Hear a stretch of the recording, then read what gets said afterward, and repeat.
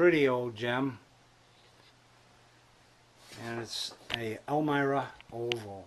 This is your typical old-fashioned, authentic, real, period Cookstove, yet it is UL listed. So it's made by a very reputable company. It is a reproduction Cookstove, so it's grandma stove but brand new. So all the parts are nice and new. There's no broken parts. It's in great shape, great stove. And we're going to burn it, and you're going to learn all about it. A old style cook stove. They generally have 7-inch flues, cast iron, and they're oval. What do? Well, you go to the store and you buy a oval to round adapter like this. This is generally what you're going to find in a hardware. This is called blue steel. Will it work? Yeah, you can get it in there.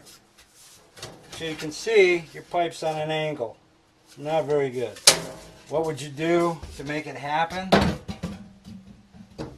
You would take what's called a crimper and you crimp your pipe. And then the crimps would look like that, and that would fit in there. Is it a good way to do it? No. Here's another thing you may find at a hardware store. This is 7-inch oval to 7-inch round. Same thing. Does it work? I wouldn't use it. It's real flimsy. I mean, the pipe is not going to be straight in there. It's going to be cockeyed. Okay, you go out and you say, well, I'm going to buy an oval to round adapter. Stainless steel. Nice. It's fluted. Whole thing. This flutes around the right end. Fits right in there. The problem is, when it goes in, it's on an angle. Why? Because it's tapered on both sides. So what do you do then? Well, we have a special adapter just for this. And as you can see, it's flat on one side, tapered on the other. Flat side goes against your backsplash. When you got your pipe stacked on there, everything is nice and level. Nothing's cockeyed, it all fits in there tight.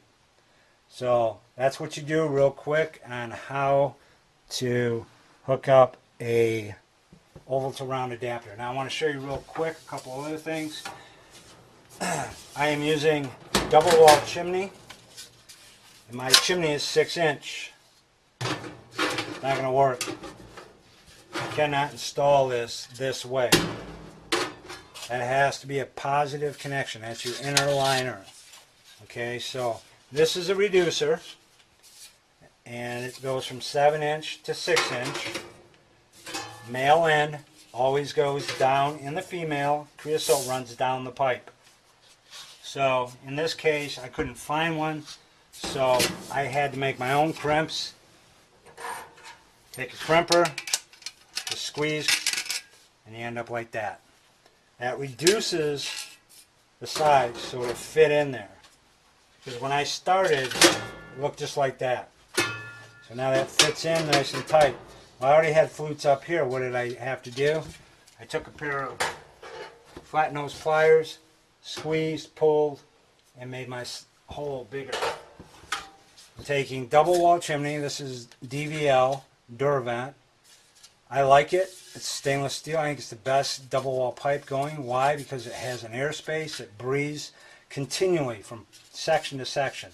Some double wall pipe tapers down, and there's no airspace like this. So the pipe doesn't really breathe very well.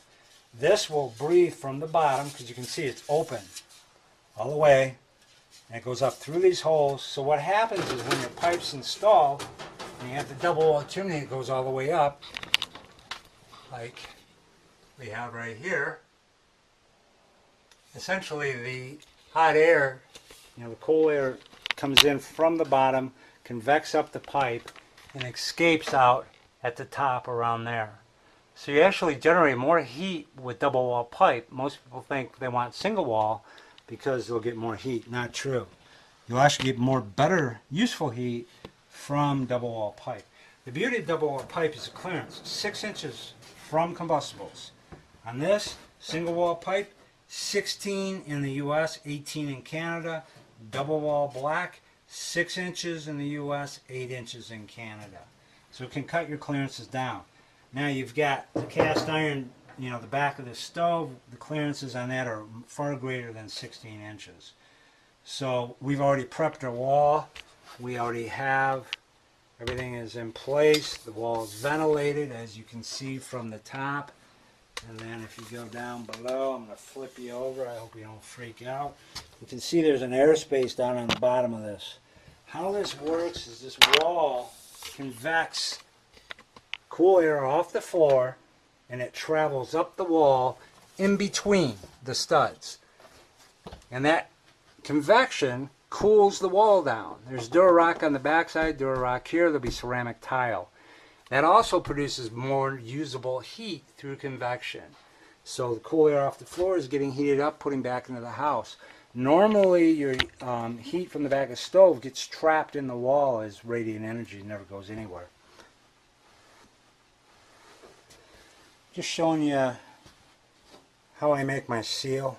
It's really hard on an oval to make it seal around your corners. I use this high temperature stove gasket cement. It withstands up to 2,000 degrees. There's other products. Furnace cement works well. And what I do, this is my offset. As you can see, I've already buttered it up. It's black, so it blends in good. And the stuff will get hard really quick. I've also already put it on the inside of my collar. And then I'll put this pipe on. As you can see, it's got a flat side, and one side is flat, one side is offset. Put the offset side away from your backsplash, and it's a tight fit. Now comes the trick. How do you get it to get in there? How do you knock it down without wrecking your edges? You take a 2x4. You want to hit each side.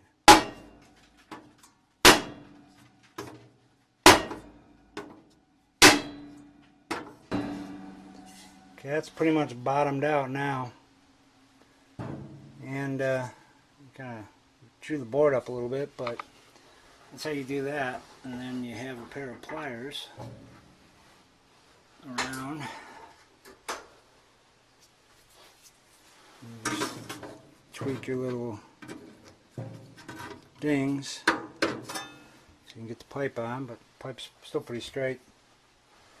Next thing you got to do is screw your corners down.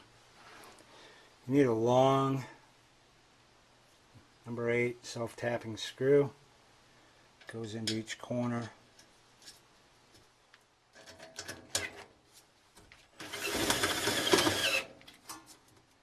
Now the reason you have the offset is you can see the pipe is level in both directions. If you were to use a different offset, it'd be all cattywampus. You need the pipe to be level at the top. So when the next pipe goes on, you have a nice seam. Very important. I want to show you a quick trick. How do you tell if you have a leak in your pipe? Any air leaks? I've sealed this, but I want to just double check. Just take and put a light bulb in there. I don't know if you can see the light shining. I've got, it's just a screw. No leaks on my corners, so I'll run a little bead of furnace cement on that, and I'll have a nice airtight seal at the base of my chimney pipe, which is important because if it's going to smoke anywhere, that's where it's going to smoke. So if you want to make sure your stove doesn't smoke, that's how you do it. So you can actually check each joint that way as you move up, but these generally don't leak, and they'll seal themselves. When the creosote runs back down the pipe, it'll actually seal itself. So, but down there it gets kind of hot, so it takes a long time for it to seal. So I just use a little furnace cement. So what I use is the Rutland, it's just a high temperature stove gasket cement rated at 2,000 degrees. That's what you need for this. Cannot use silicone. Do not use silicone. Don't use anything petroleum based or silicone based. If you use silicone, just a word of advice, anything you put silicone on, you can never put anything else on. You literally have to grind it off. It leaves a film that nothing else will stick to but silicone. So keep that in mind.